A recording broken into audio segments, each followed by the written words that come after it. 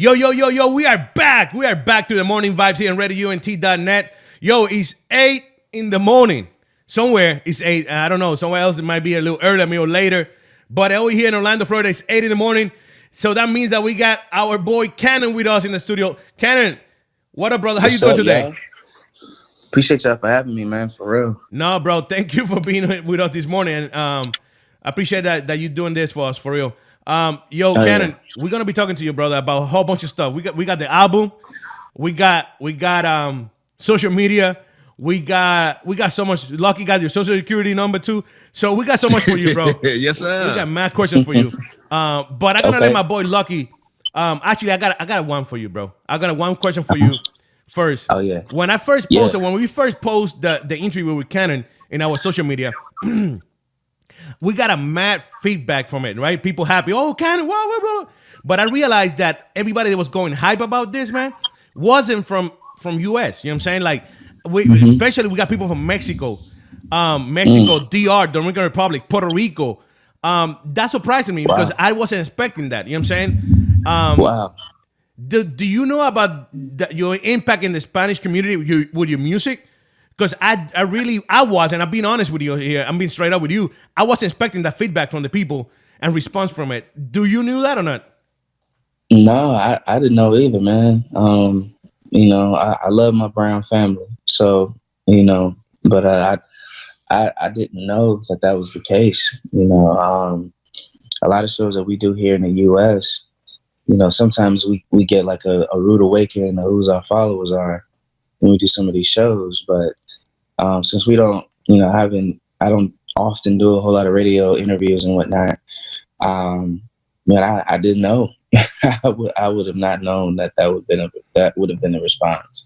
Yeah, bro. So I'm gonna give you, and for you to have an idea, and maybe there's something that you guys should be looking into it. Let me give you an idea of the country that was writing back to us. Because it was crazy to me. Like when I saw that, I'm like, do they people know the impact that they having in the community, in the Spanish community?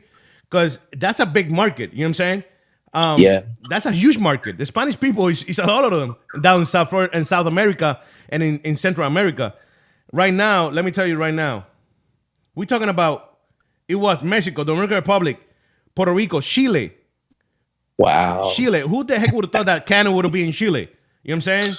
The only Chile that he knows is Chili's when he go and eat every Saturday night. Once again, shout out to Namibia, Africa. We got United States, Dominican Republic, Brazil, Namibia, Africa. Bro, like it's crazy the feedback that we're getting back from this. Just a post. Do you guys, you Cannon, let's go and talk to you specifically. Have you thought about reaching out? Like, if you didn't know that, now you know.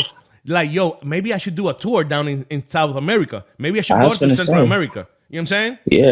Yeah, I was gonna say that sounds like a tour possibility. You know what I'm saying? A lot of times we typically hit the cities that are our biggest markets that we know, but sometimes we can only find that out on paper. Just through the data that we have.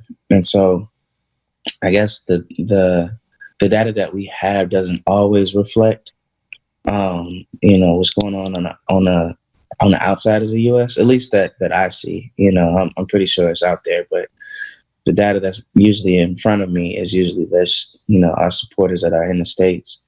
But I love to hear that though, man. I mean, it sounds like we need to reach out and do a tour opportunity, man. So I'm 100% down. That's my people. There you go, Lucky brother. Go ahead, man. I got more questions, but I want to flip this between me and you, and that way you make it fair.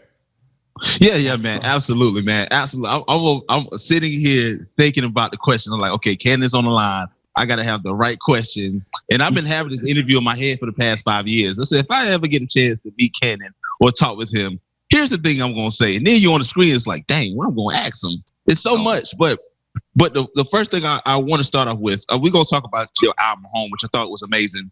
I thought one of the greatest. Is a crazy album. But I want to get your perspective, Cannon. Like I said, I've been following you since Loud Music. When I started following Christian hip hop in 2012 when I got saved, and you was one of those people that always stood out. The one thing knows the fast rapping, you was killing it on that tip, and then now you kind of slowed it down. But I want to give your perspective, kind of like a reflection of looking back at your career and where you at now, and what some things are you surprised about, coming from when you first started with Lecrae and being managed by Lecrae and being that guy, not managed but like mentored, and being on tour with him, to like what you're doing now, and what's some things that let me ask that question first. Like, what, just looking back at your career, what are some things that you're surprised about from then to now, as far as where you at? I think the surprising thing is the fact that I'm actually here. Facts. Usually for any artist in the industry, they typically have between 2 to 3 years, or if you reach beyond that, then it's like a 3 to 5 year gap. And if you reach beyond that, then it's like a 5 to 7 year gap. And then it's like 10 years in it. Sorry, I'm trying to get over this cold. So it's like part of my body want to cough, the other part of my body want to sneeze. Oh gosh. I don't know which one's about to happen. So for me to be able to do this 9-10 years is just crazy.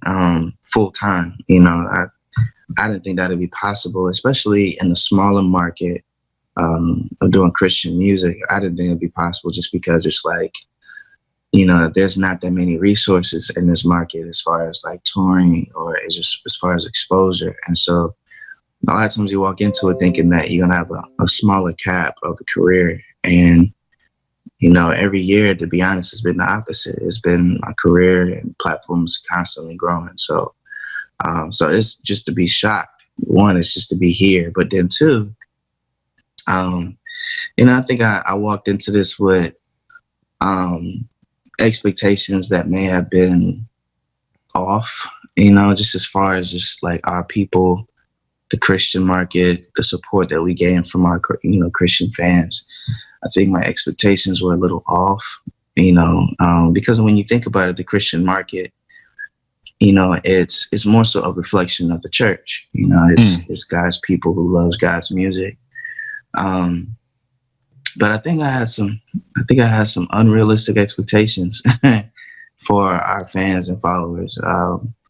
And that's something I'm learning now. Gotcha. Yo, then, Lucky. I'm sorry. Go ahead. I got a question for Cannon before I forget, because it's too early to remember stuff. You said expectations, real expectations. Talk to me about that. How off were they, though? You know what I'm saying? How off were your expectations? and when you say expectations, what were they? My expectations was that, your fan base would ride or die for you. That was my expectation, and that they would be open to, the gospel. That was my expectation, that the Christian market would be open to the gospel. I was sadly mistaken. And this is what I mean.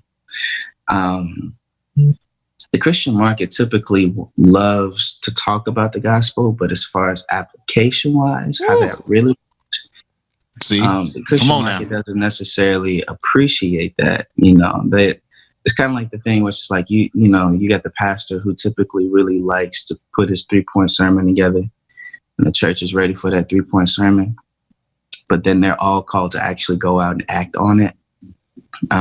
That's one difference. But then two, when you have the guy who's going to preach that 3-point sermon, and then you have the guy who's going to preach today. Like, he's preaching not only God's word for today, but he's preaching God's truth and how it connects with today. And so, like, sometimes I've been to plenty of churches. I hear a sermon and it has nothing to do with what's going on today. Absolutely nothing. It's like, it sounds great. It sounds really lofty, but it has nothing to do with what we're talking about today. You got people getting shot left and right by police officers. You getting guys who are getting away with just all kind of stuff in the government. People not looking after the individual who may be an alien or a widow or the poor. We overlook the poor a lot of times. And then even just the relationship with non-believers, it's sad. I know we're going to talk about it, but the other day I posted a picture with Trippy and got crucified. Oh, you sure did, brother. You sure did. Oh, my God.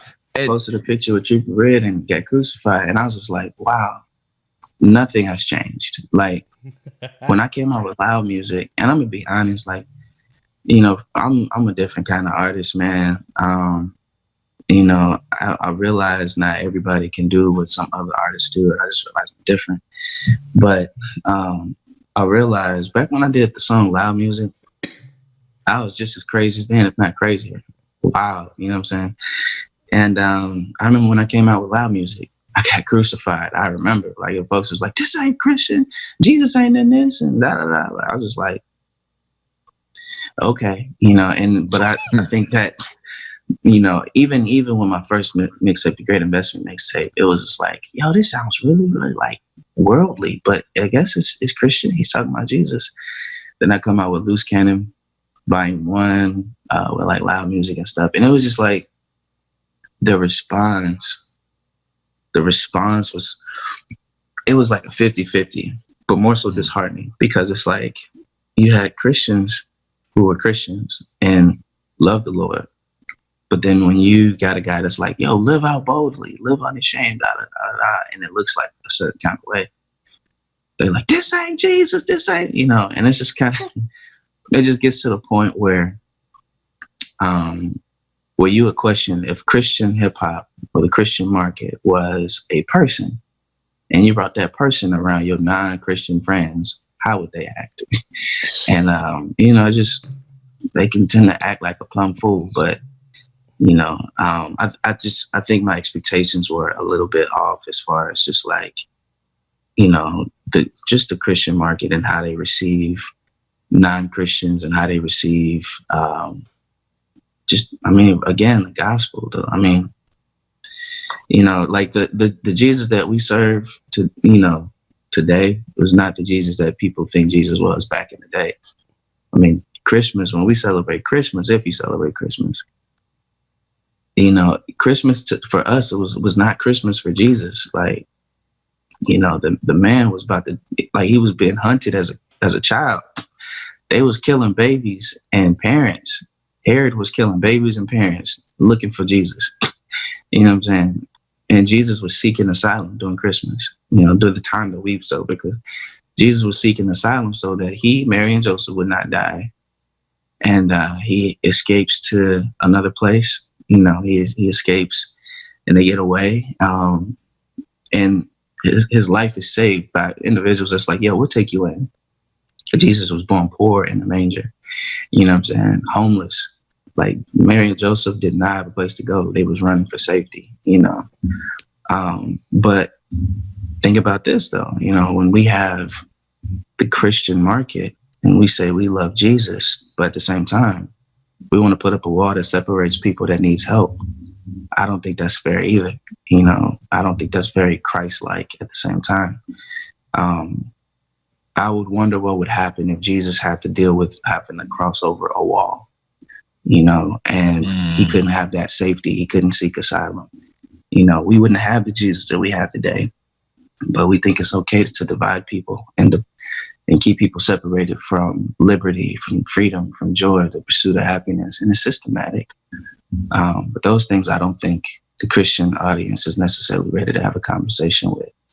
So, yeah, I mean, with me, I'm the type of artist, you're going to see more pictures with me and non-believers. You're going to see more pictures with me and people who don't know Jesus. Yeah, you're going to see me engage the world as we should.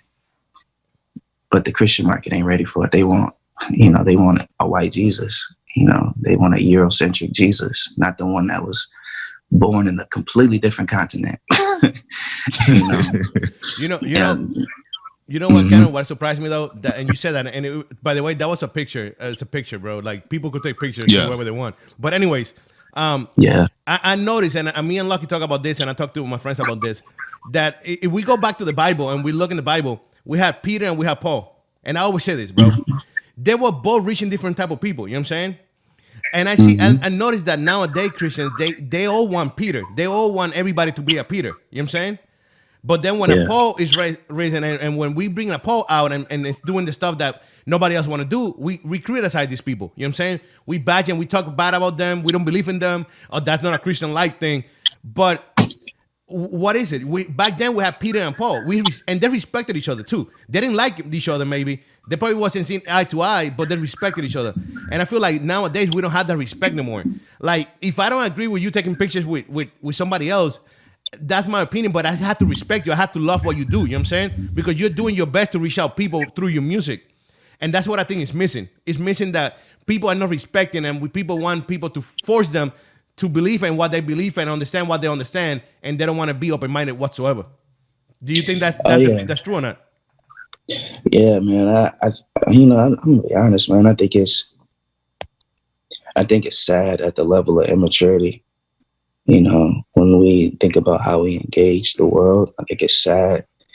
From my experience doing Christian music over 10 years, I've noticed that unless we assimilate to a Western culture, we think that this person's expression of Christianity is off, unless it looks like a Western take on it, And a lot of times we have the audacity to look at those in Africa like, y'all need the gospel. Y'all really need it. When it started out in Africa, you know what I'm saying? Yeah. We the ones who needed it, but, when you talk about Peter and Paul, I think about, just those differences in the historical context. And when we look at Peter and Paul, we remember that Paul really rebuked Peter. Mm-hmm. You know what I'm saying? For the way he was acting amongst the Gentiles and the Jews.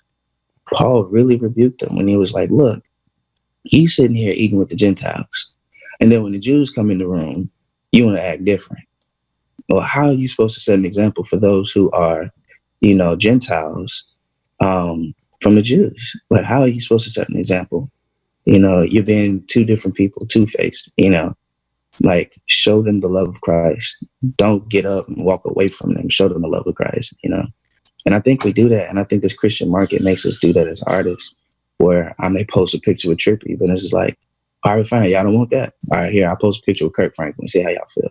They're going to love that. They're going to like that one. They're going to like that one. You know what I'm saying? And it's just like, it's disheartening because it's like, wow, this is how y'all treat people who don't know Jesus. Mm-hmm. And this is how you treat people who are going out to be missional for Jesus. Like this, wow, it's sad because on one hand, again, you got the church that wants to preach that sermon about being missional. But when you actually call them to be missional and what that looks like, to go out where people do not know the Lord, obviously, in context, if they don't know the Lord, then they're probably doing things that reflect them not knowing God. So when you go out to do that, as Jesus did with some of the tax collectors, the adulterous woman, you don't see Jesus attacking those who don't know him. You see him actually embracing her. He protected an adulterous woman. You know what I'm saying? Like the woman was sleeping out with all kind of dudes. And he protected her by saying, yo, if y'all had what I would say, cast the first stone.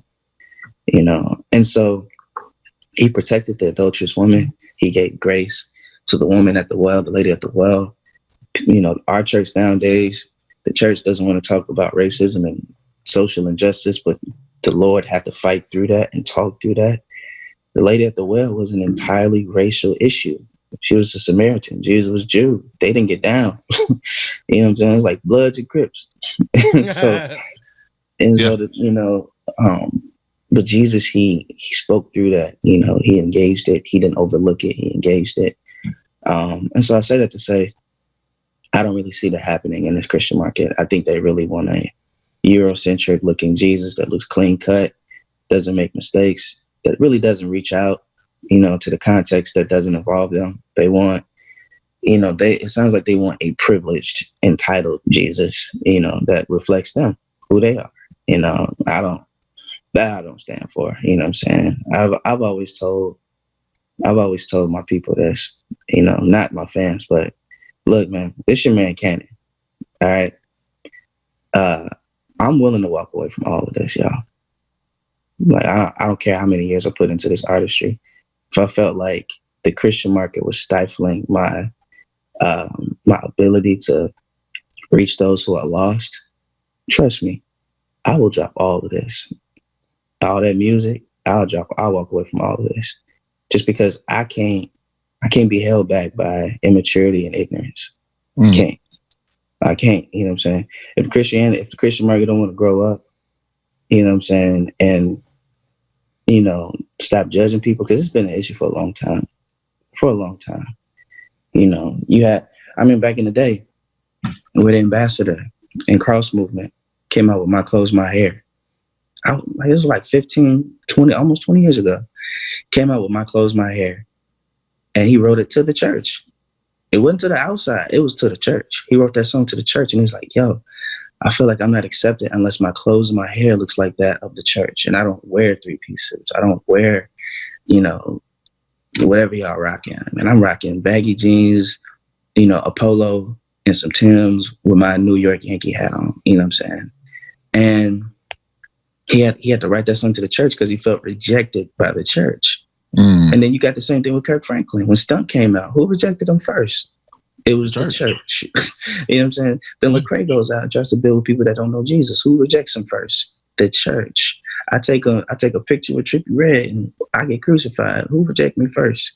The church. So we see this historical judgment made by the church. And this is one of my personal issues. You see this historical judgment made by the church. And it's like, look, man, y'all done crucified Jesus already. All right? Yeah. Y'all already crucified Jesus. You ain't got to crucify your own people now. You know?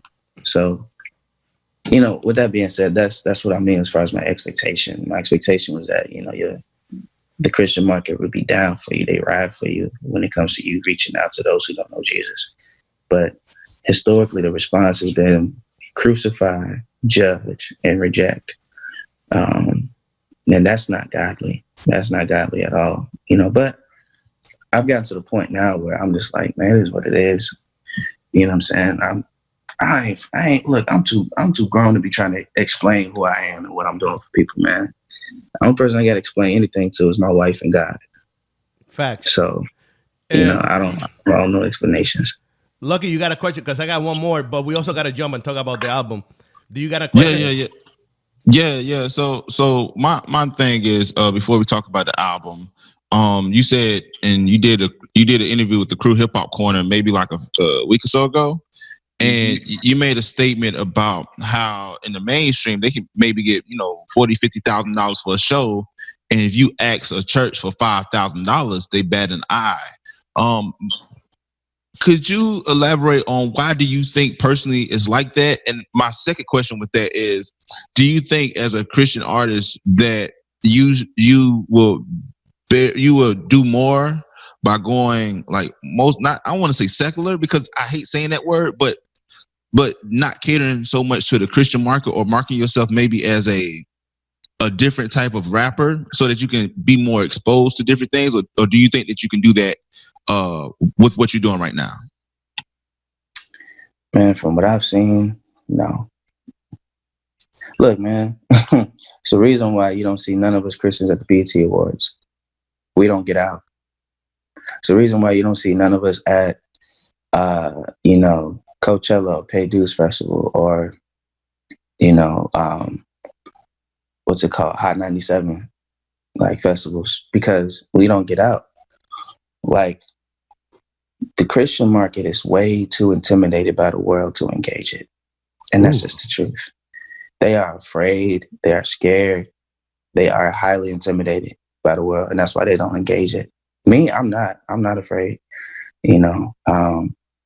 I can be in the back with some of what people may consider the worst and still be fine, but oftentimes it's looked at upon as you selling your soul, or you are walking away from the faith just because you no longer want to stay in the Christian bubble, but you want to expand and reach those who really don't know the Lord. It boggles me, because if I reached out to a non-believer, Section 8 housing, didn't know the Lord, almost homeless, took a picture and said, man, God was good, posted on Instagram, nobody would say nothing.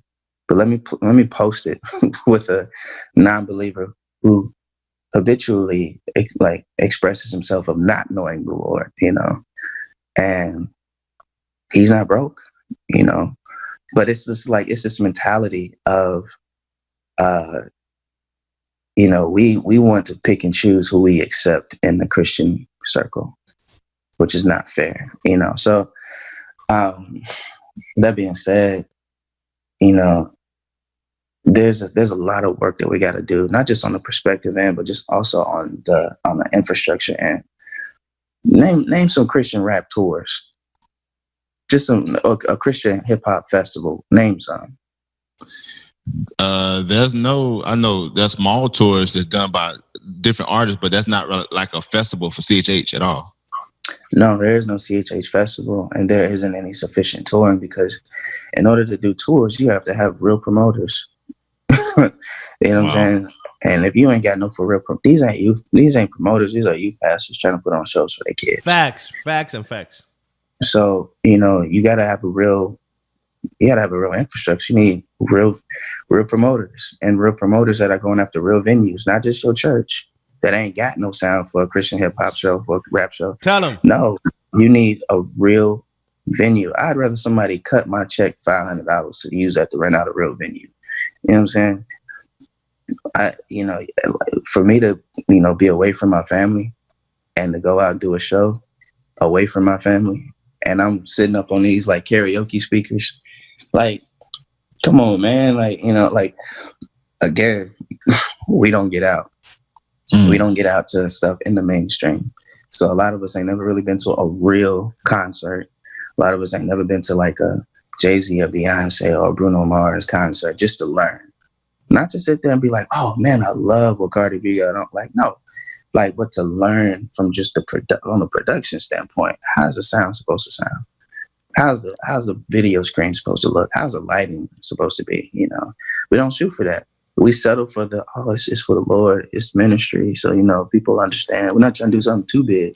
And it's like, man, get out of here. I was going to ask you about that. I was going to ask you, Cannon, and real quick, about how people confuse the ministry with business. Because at the end of the day, you guys, it's a business. You know what I'm saying? You guys make money out of this. You guys pay taxes out of this. And this is a business. You know what I'm saying? It's not like a non-profit. It's not Cannon the non-profit. You know what I'm saying? Yeah. So how do you see that people are mistaking this whole ministry thing with a business side of it? Because we have to respect it. Because if the church is a business themselves, because they're registered and some of them are non-profit, but they make mad money out of it. Why is it so difficult for people to understand that the artist himself is running technically a business? Don't call it a ministry because you want to call it a ministry for your own convenience. It is a business. Do you agree on that? Yeah, well, we're used to having a divisive church, a divided church. So, like, if I was to talk about politics in the church right now, they kick me out. If I was a pastor, facts. If I was a pastor and I talked about politics in the church, I would lose followers. I would lose members. We, as a church, historically, we have separated everything from the church. Like we haven't done a great job of bringing things in. We've done a great job with dividing people. We're divided. All these doggone denominations, like we divided ourselves, and so, so when we have the issue of music business versus music ministry, we separate the two and say the two can't coexist. We say you're either a business or a ministry, but ministry can't be business and business can't be a ministry, and it's like, no, they had business back in the Bible. And they definitely communicated the church having to have a business because they had to have a structure of helping those who were widows, those who were homeless, those who were poor, and also those who are missionaries going in and out of the country. So they had to have a business to bring in resources and bring in finances for those who were in need. That was a business and ministry, and money that was brought in, again, it was given towards resources. So it's just like, when we think about that, I don't think we always take that in. And it's disheartening because you're out here literally trying to fight for people to know Jesus. And the only obstacle that you have is your own people. It's the only obstacle. When I go to just a mainstream secular concert, ain't nobody looking at me like in a judgmental way. They're just like, "What's up, bro? Mm-hmm. Let me come to the church. What he got on?" Why he wearing his hair like that? Why Those he wearing his earrings. pants like that? You know what I'm saying? Comb your head, boy. Your head nappy. You know what I'm saying? Where your best outfit at? I don't know if Jesus appreciate that. Take that nose ring out. Take that other earring out. Oh, you got all that jewelry on. And it's just like, man, the only people I constantly have a problem with is our own people. So, you know, that's not a thing to say I don't appreciate our people. I do appreciate the church. I do appreciate how they serve and how they give. But I don't appreciate those how they treat people that may not know the Lord. You know, they pick and choose who they want to give grace to, and that's not fair. I got you. Lucky, go ahead, bro. Yeah. So my last question, Cannon, before we jump in the album is a few years ago you suffered a horrendous injury trying to save a civilian. Car burned down. It was a crazy situation, and at that time, I felt like trajectory wise, you was going crazy, but no fault to your own. You had to heal from those injuries. Mm-hmm. Do you think, and then you came out with Grateful and the Grateful documentary, I thought that was awesome. You know what I'm saying? And you came out with Eagles with that record. Do you think that, and I think with Home, do you think that you've gotten back the momentum that you had before you suffered the injury? Or do you think it's greater? I think I am back to it, but I also think it's greater because I have more opportunities than I did before. Before I had my accident, I hadn't done my own tour, but I've done my own tour after my own accident, you know. Before my accident,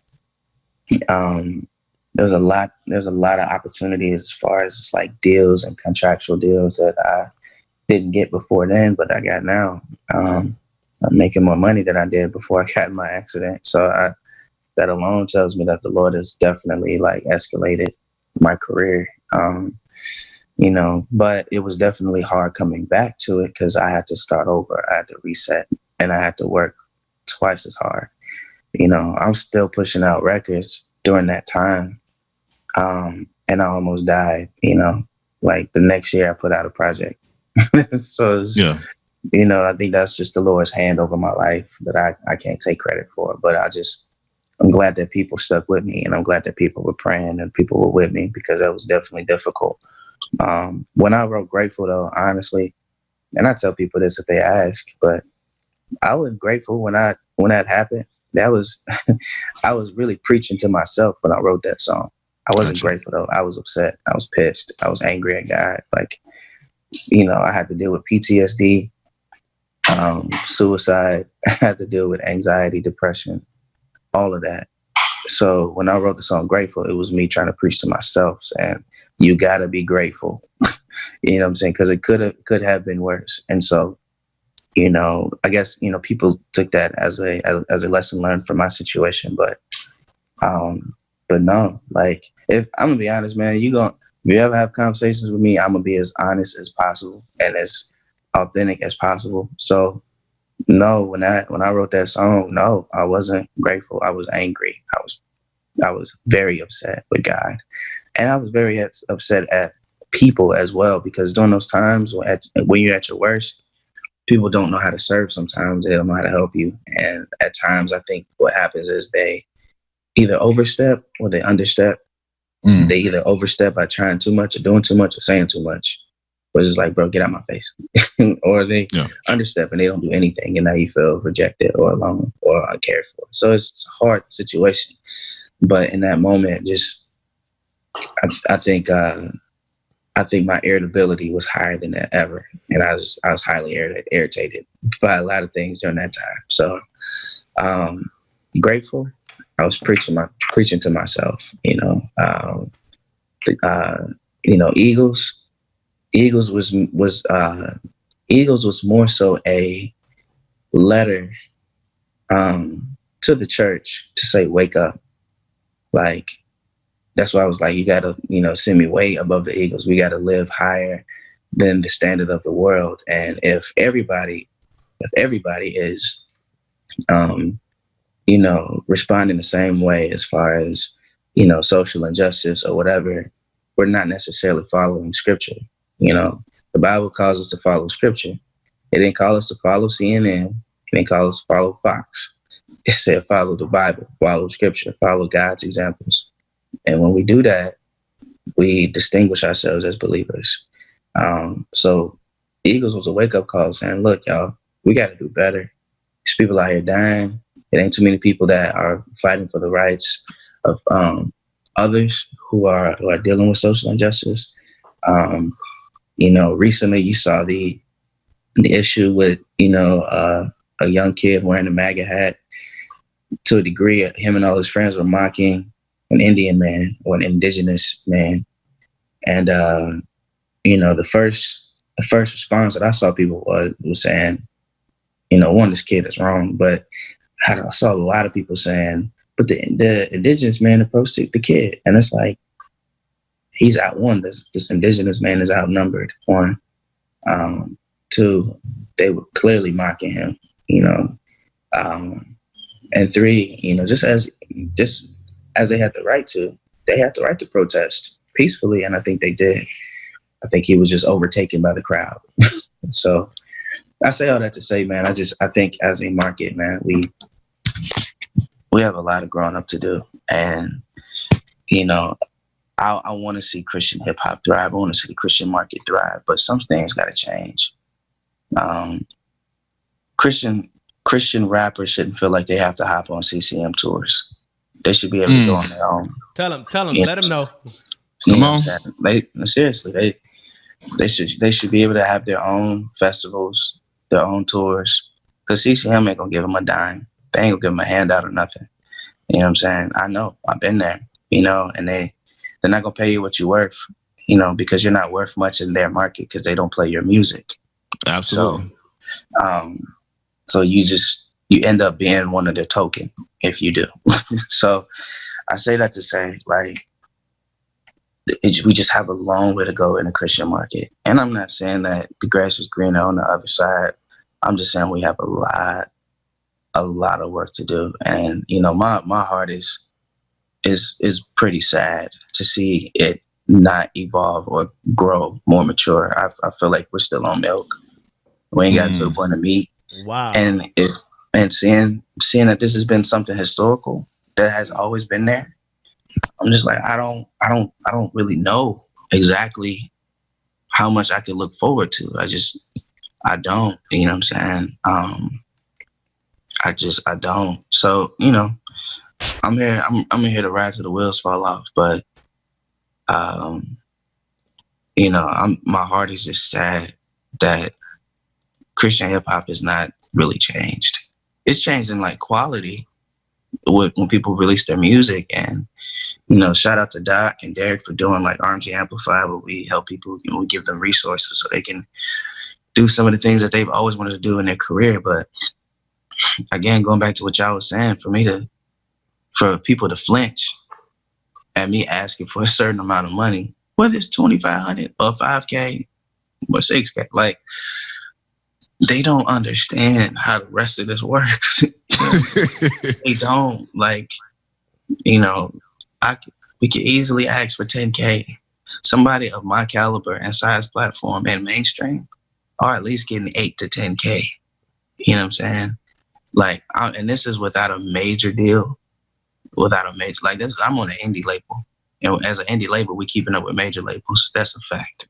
And so, for people to flinch at what we may ask them, it's like asking for a discount at the dollar store. It's not, it's, you know, it's, in one sense, it's disrespectful, but two, you just realize they just don't get it. When I sell beats and I say, hey man, I just want to sell them for like $300, folks be like, what's your bottom line on this instrumental? I'm like, you know, there's people out here charging $10K for instrumentals. I'm asking you for $300. You flinch at it. Okay. and so when that is the reality, then you're like, okay, this market ain't got no money. This market broke. I can't make a living off of this. I can't feed my family off of this. You don't see me going to McDonald's asking for a discount on a Big Mac. You know what I'm saying? Hey man, you shave off $2-3 off the Big Mac, man. You know, I want the Big Mac. Like, that's ridiculous. But we think we can do that with us. You know what I'm saying? And if anything, you should see the support even more for those who are trying to change the world through the gospel. But you don't get that. But you see, but let me ask you something. Let me say something though. We do see it on the CMM market, but we don't see it in the CHH because the CMM artists be getting money. You know what I'm saying? Mm-hmm. Yeah. You know, I'll just put it like this. It's a legit racial thing. You know, it's a systematic racial issue. Wow. And I say this because, and I'm gonna just break it down, and I'm probably gonna miss out on a lot of opportunities in the Christian market because I'm exposing it. But it's a reality. Major labels that sign Christian music or Christian artists, they want that artist to make music for a certain kind of demographic. Usually it's the white audience, you know, and they typically create an avatar for that audience. It's like Becky or John, you know.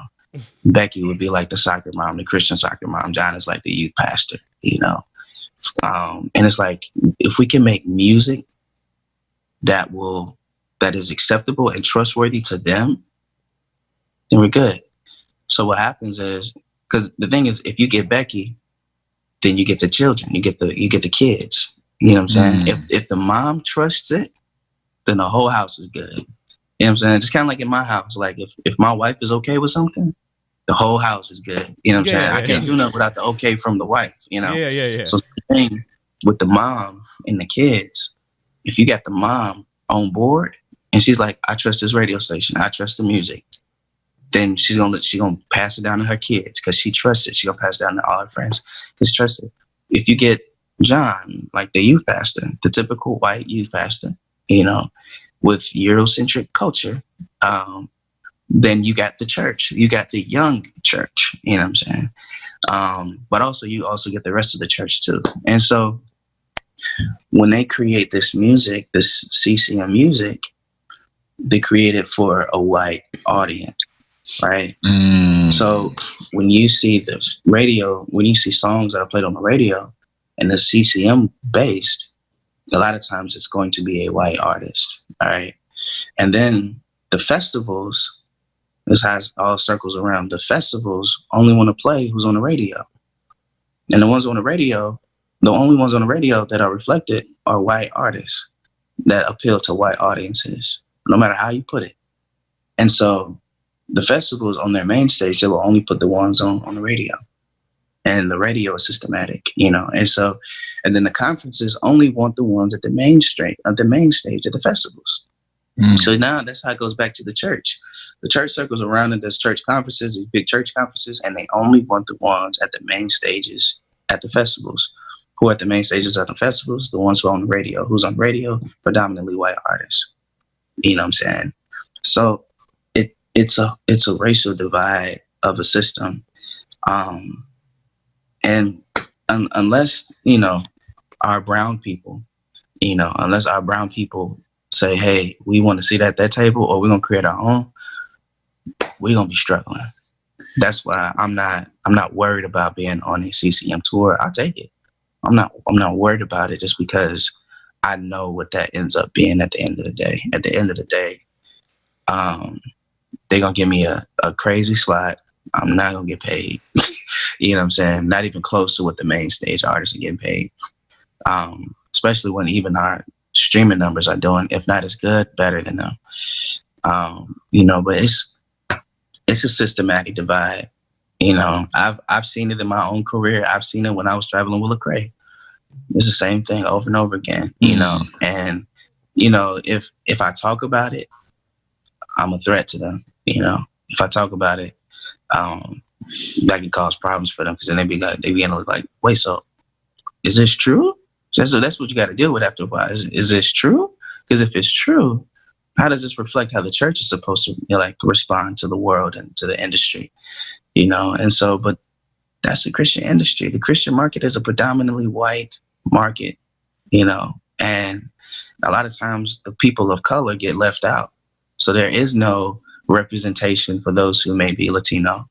There is no representation for those who may be of color and of urban background. There is no representation. There are no resources. There are no outlets.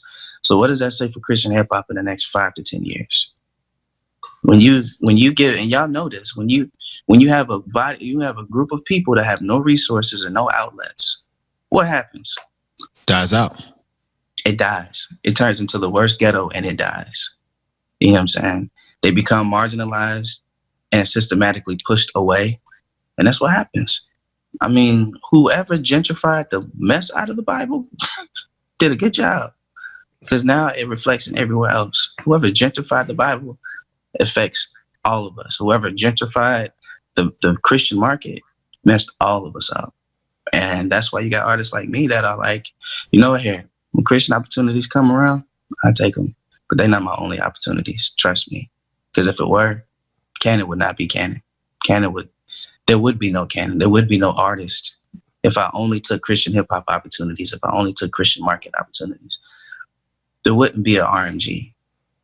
There wouldn't be, because there's not enough opportunities to stay afloat, to keep a whole label afloat, to keep a whole household paid for music that will flinch when you asking for a certain honorarium. So, you know, so I mean, I could speak about it all day, but I just say that to say we got a lot of work to do, church-wise, industry-wise, and I know I'm gonna get a lot of flack for it. It's cool. I'm at this point in my career, I'm used to getting flack. If I got pinched or if I got beat up, I know who did it. It wasn't outsiders. If I got crucified, I know who did it. It wasn't outsiders. It was our own people. So, we want to talk. Lucky, you go ahead. Yeah, I would just want to talk about the album real quick. The Home album. I thought it was an amazing album. When I rated it for my top 10 albums of the year, I said it was number 3, even though it came out fourth quarter, which is usually usually rated at 2019. But I thought it was amazing. My only concern and my only question was, why release it in December? You know, because I'm like, it was the middle of the holiday rush. This amazing album came out, and I'm like, it could have been dropped in January, but I don't make those decisions. This is me just looking as a fan. But, you know, talk about the making of Home. And actually, I know it was strategic when you released the album. Just talk about the process of Home and why you decided to release it in December. Let me answer the December question first. A lot of it, this is the day and age of streaming. So a lot of people don't have to worry about paying extra for an album. They're already paying a $10 subscription. Yeah. So when it loads up, you just got to go to it. You know what I'm saying? It's not like you got to come out your pocket extra. It's like, oh man, the album's out. I got to go to Walmart with my $10 and pay for this. No, you already paying $10 for a subscription that allows you to listen to all of my music. Gotcha. Just get it when it come out, you know. You know, the Home process was good. It stretched me. I was able to work with different artists and different people. I remember going out to Fort Lauderdale, Miami, you know, to be stretched out, you know, to be stretched in my, you know, my gifts and my abilities, from people like D-Flow or Butter P or Young Sidechain, you know. By the way, like, like, you know, if it rubs people the wrong way that I would hang with a non-believer that don't know Jesus, they're going to get a kick out of producers who produce for non-believers. You know, all in for it. You know what I'm saying? That's just, again, people got to eat. And if you ain't providing, if you ain't putting up no money, it's like put up or shut up. Don't tell a man how to make his money when he got to provide for his family, unless you're going to do something about it. So he just went for the layup. Oops. 2-1. I'm just saying, you know, so I'm not here to expose everything. You know what I'm saying? This ain't Canon exposes the industry. Like, please do not give me that. We're doing a special show in Radio NT, Canon exposed. Yeah, Canon exposed. Nah, we ain't gonna do that, brother. You know, but I mean, yeah, and for a real awakening, we ain't Christian rappers that just sit around and have Bible studies all day, every day. No. Like we some real people. I got a real wife and I got real responsibilities. When them bills come, I got to pay real bills. So going back, the home process was dope. And I was able to kick it with some really dope producers, some dope writers. Shout out to Young Sidechain. He helped produce, he produced the title track Home. Fire. You know, he got a real big hit producing for Gucci Mane. Like, but that's what I'm saying. You got a guy who creates an incredible record, you know what I'm saying, with me. And it pushes people to scripture and self-reflection. But they don't know who that producer is producing and the work that he's done for the kingdom, you know. But they'll look at him and be like, see, you being double-sided now. You being double-minded now. Can't do that now. And it's like, man, look, unless you paying his bills, shut up. just shut up. You know, sometimes I just want to shut up. You know, like some people just talk too much and put their nose in business that really ain't their business. So, but yeah, shout out to people like Young Sidechain and D-Flow, Kardec, who kills it all the time. You know, shout out to the team. Yeah, like, it was a really dope process. I had a long time to make a lot of music and sit on it for a little bit. Project was done way before we released it. I just had a good time to sit on it and reflect on it. But yeah, loved it. Yeah, it's amazing, man. It's amazing that the last track you did with Nobly. I'm getting tongue tied. Mowgli the Iceberg. I don't know why I'm getting so tongue tied.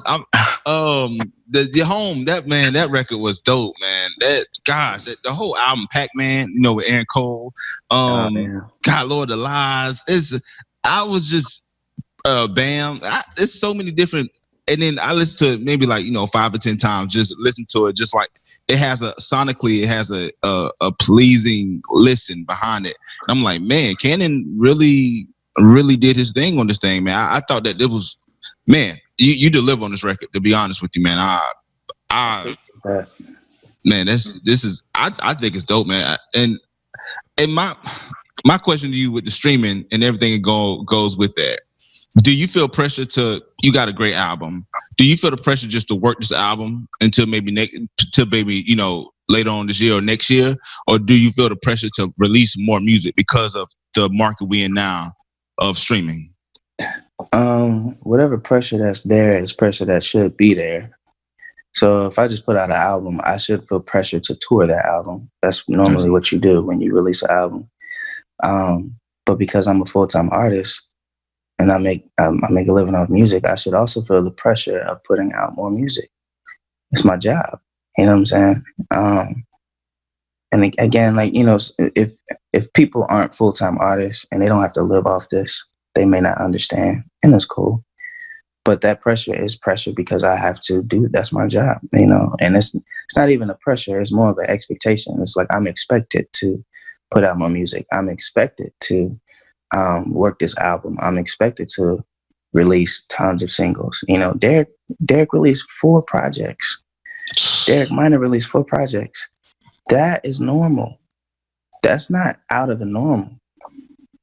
That's not out of normal at all. I mean, the average artist, I'm put it in perspective. Look, in our market, you know, we may be well known, but if me and Derek, as big as Derek's platform is, if we were to do stuff in the mainstream market, don't nobody know us. We're new up and coming artists to them. You know what I'm saying? Even Lecrae, we're seen as a new up and coming artist. You know, in our market, he's like, oh my God, it's Lecrae. Oh my God. And it's like, outside of this market, don't nobody know him. He had to really work that, you know what I'm saying? Because nobody really knew him, you know? So I said it to say, we barely scratched the surface. We barely scratched the surface and what we put on ourselves as far as expectations wise. Like I said, Derek put out 4 projects. That's normal. That amount of music, that is normal. And if we're not even doing that, we got some bad expectations as far as how far we want to go, you know. So I'll say this, you know, when you got a guy who often speaks about the issues that are there, You know, kind of like, you know, if you're like always talking about racism and you're a black guy, then you're seen as the angry black guy. You know what I'm saying? Because it's like, if you're the only one speaking about it, then you will come off as an angry black guy, you know? And I realize that a lot of times I'm passionate about talking about how we can grow as an industry. So I'm probably that angry industry guy who's just like, look, man, I really have a lot of hope for our industry, but I just know we got a lot of work to do. But I'm not gonna sit around and mope about it. Like, I'm gonna go out and still make differences. I'm gonna go out and still make records, and I'm gonna also go out and still cash these checks because I got to feed my family. We got bills. Facts. You know what I'm saying? So my career is based off prayer, and it is also not based off prayer. So we have to be practical in how we go about like pursuing a career, not just hypothetically, you know. So, yo, Cannon, 2019, we just starting. You said that the right move should be a tour. So should we expect a tour from Canada in 2019, or what is next for you in 2019?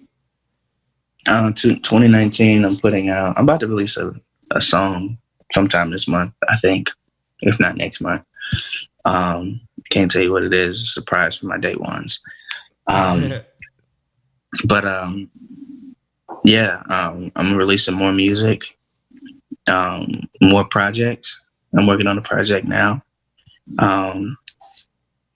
Also, I am touring. Yeah, I'm touring with Derek Minor again.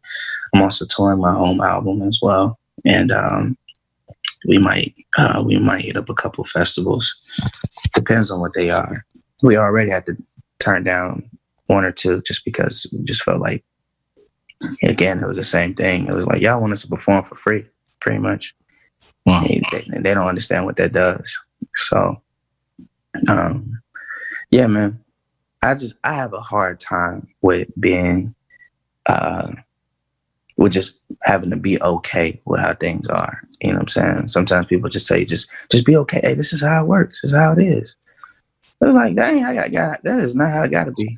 Like, that's not how it got to be at all. But I mean, if that's how you feel, cool. You know, but me and Derek, I think we've done so much in our own career. I think there's certain things we're just over. And I can't speak for Derek.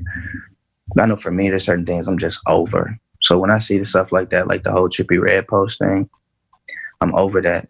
Like I'm not really fazed by it. It's disheartening as a mug to see our people still act immature that way. But I'm over it, man. I'm over. That's just how they are. That's just how they are. And I wish them the best. You know, the funny thing is, you would have taken a picture with an artist that they would have liked. It could have been whoever, I don't know. Could have been the guy from Maroon 5, for all I know. And they would have been happy with it. You know what I'm saying? Oh, yeah. If it was Beyonce, they would have been like, oh, my God, you got it with Bay. You know? Yeah.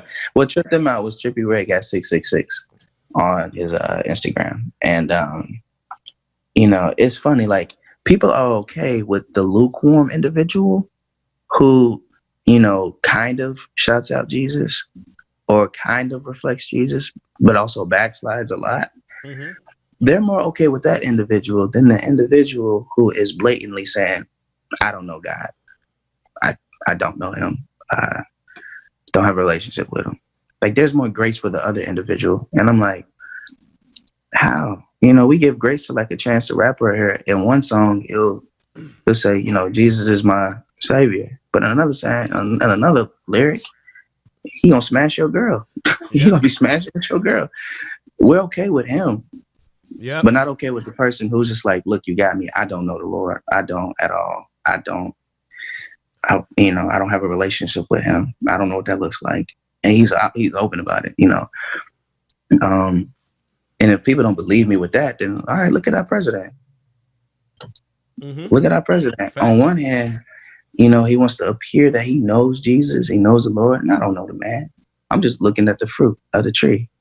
But on the flip side, we hear this locker room banter, this locker room talk where he's defiling women and degrading women, and the way he speaks about people of color and minorities and the way he talks about those in Mexico. So I'm just like, bro, like, you know, I've never ever heard an apology from the president. that says a lot about a person's leadership. A lot, especially when they're in the wrong. And so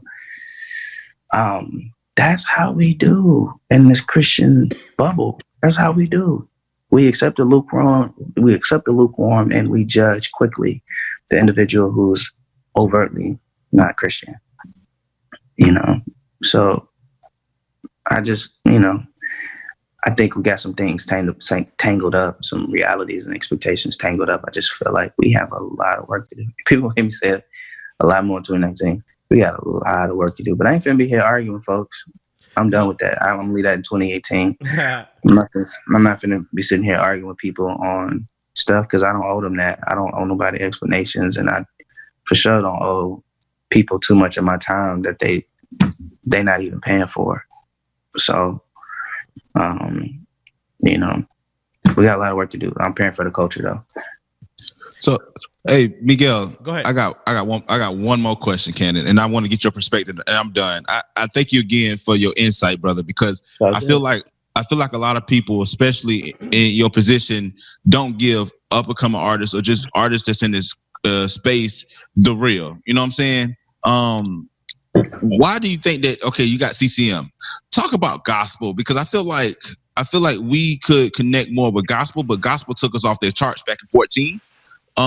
Because we was killing their charts as far as us charting on there. Why do you think gospel hasn't embraced Christian hip hop? How do you embrace? Well, let's look at the gospel. Like, gospel culture has historically been an older audience. One, just look at the pioneers: Kirk Franklin, John P. Key, Donnie McClurkin, like Mary, Fred Hammond. Like, historically, gospel has always been an older audience, an older culture. Hip hop has always been a younger audience. So when you bring hip hop into the church, oftentimes they subject it to just, this is for the kids. This is only for the kids. So it's not really taken seriously. It's like we end up being babysitters to their youth. You know what I'm saying? Like, that's the reality. It's like, oh, we need something for the kids. We need something for the kids to do. Bring out this artist. He's just for the kids. You know what I'm saying? When I'm like, Joe, I'm about to be 30. It's for you. You know what I'm saying? What I'm talking about is for you. Sister Geraldine, like, but it's just not always taken seriously. So they too put us on the back burner. They too, you know what I'm saying, like, give us their leftovers, and it's like, it's disheartening, but that's how they treat it and say it's all for the kids. So they push it in the back the way they push the kids in the back, So, and at the same time too, like, yeah, you can connect with gospel as well, but gospel got a lot of work to do too. They got a lot of work to do too, just on a professional standpoint. Oh. On a professional standpoint, like, I've been on some gospel tours. Artists be late all the time. Late to their sound checks. The event never start on time. Like, and then in the gospel world, like, you got to be like, they want you to, and I'm choosing my words carefully. But they want you to suck up to them. I'm gonna say that. They want you to suck up to the pastor or whoever's the bishop or the prophet or the prophetess. They want you to suck up to them and, be their pawn. And I ain't about to do all that. Look, bro, there ain't nobody stunting your robe. Ain't nobody. Look, I ain't tripping. You know what I'm saying? Like, they want you to do all that because they want to be treated with royalty and they want to be treated with prestige and be esteemed and all the things that the Bible speaks against. They want that, So, you get looked down upon if you don't have on your best outfit, and knowing that your best outfit is really just to get looks from other people and affirmation from other people, But they look down upon you when you don't wear your best outfit. But yet the Bible says, hey, I want you to dress in humility, shamefacedness. In other words, someone who is not looking for attention, but We do the opposite in that market too. So I just, yeah, either way it go, man, you're going to have problems, and I'm okay with that, man. It is what it is. You're going to find problems everywhere. Nowhere is perfect. That's why I try to pick and choose my battles, and I try to appreciate people for where they are and who they are. It's hard, but I try to do so. Facts. Amen. Yo, Cannon, brother, we really appreciate it. People don't know how much info. I got text messages like, yo, this is the best interview ever. He's just speaking facts, inside the truth. People are going crazy. Wow. But yo, brother, thank you so much. Thank you for taking your time. Thank you for being here with us and really speaking your mind and being honest and truthful. Not that many people. I wish that more artists will be able to do this. You know what I'm saying? Because it's facts. We need to be real and without being disrespectful. You know what I'm saying? Being respectful to other people, but we still need to be real about how you feel. You know what I'm saying? It's really important you to want do to know that. why they're not real? Go ahead, You want to bro. know why? Come on. I'm gonna give you one last nugget. They're not real because they're either somebody's pet. They're either a threat to somebody or somebody's pet or somebody's prized possession. And that's why they're not speaking out. And when I say threat, I mean, like, people of color has always been somewhat a threat to people who are not of color, whether it's, it's the threat that the black man is going to rape my household, or he's going to steal from me. He's going to do me wrong. He's going to lie to me. Or the black woman who's seen as Aunt Jemima, or, or Jezebel, or Big Mama, but not this person is to be adorned or cherished, but just seen as, oh, he gonna sleep with my wife, he gonna sleep with my husband, or she don't sleep with my husband, or she trying to get something from my man. I don't trust her, or she's not trustworthy, and so you're a threat to society, or vice versa with people that are from Mexico. It's like, oh, they're a threat. They're just how the president kind of paints them. It's like, oh, there's murderers in Mexico, there's rapists in Mexico, there's beautiful people in Mexico. Yeah. I haven't heard him say not one beautiful thing about people from Mexico. They're beautiful people, and but people of color has always been depicted as a threat. So if you're seen as a threat, this is what happens when you're seen as a threat. People hold you by a long distance. They don't want nothing to do with that. If you're seen as a pet, some of these people that ain't speaking out, they're pets. Where it's like for example, like a dog in the house. If you're having your good moment in the house and your dog starts barking, he barks too loud, too much, what you gonna do? You're gonna send him out the room, or send him out the house, or send him to his crate, because you don't want to deal with the barking. So, or you yell at him, and he's just being a dog. He's just being who he is. He might be hungry. He might need to go to the bathroom. But he obviously has a need and needs your attention.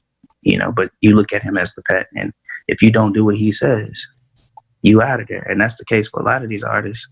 If you don't do what some of these individuals say, or what some of these stakeholders in the Christian market say or do, you out of there. Your opportunities are taken away. You might get tossed off a festival. You might get tossed off a tour. You know what I'm saying? I can't tell you how many shows I done lost. So wow. They try to put the eject button on your career because you're speaking out. You're like, I'm nobody's pet. And you speak out, and then they try to eject you.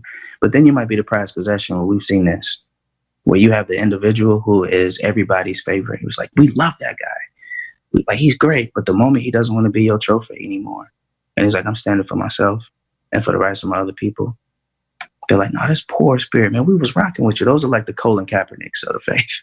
It's just like, you were good until you opened your mouth. You were great until we was rocking with you. But until you started like standing up for what you believe in, we good. So people are threats, pets, and prized possessions, and that's why they don't speak out. But I'm nobody's pet. I'm nobody's prized possession.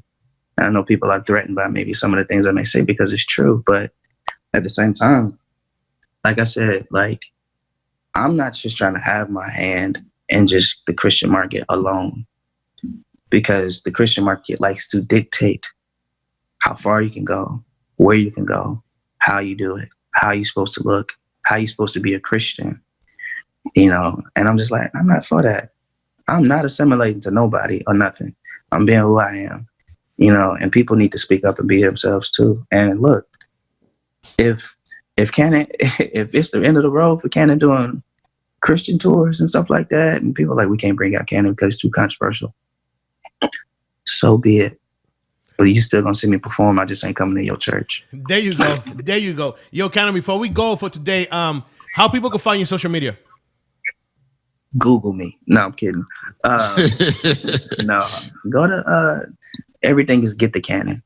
GETTHECANON. That's on Twitter, Instagram, Facebook.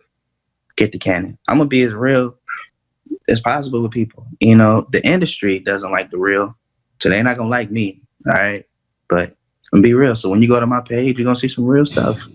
You know what I'm saying? But I ain't here to be nobody's toy. Like, I'm too grown for that, man. And you know, if you want your cookie cutter Christian, you know, whatever, you can have it. But just know you're not gonna get that from me. There you go. Yo, brother, once again, thank you so much. We're going to go. Don't forget, Morning Vibes, Monday to Friday, 7 a.m. to 9 a.m. here at Radio UNT. We're going to leave with Cannon. This is home with Mugly the Iceberg and Aries Fort. Don't go nowhere. We got music for you guys. Later. Cannon, thank you, brother. Thank you. Man. I appreciate your time. Later. All right.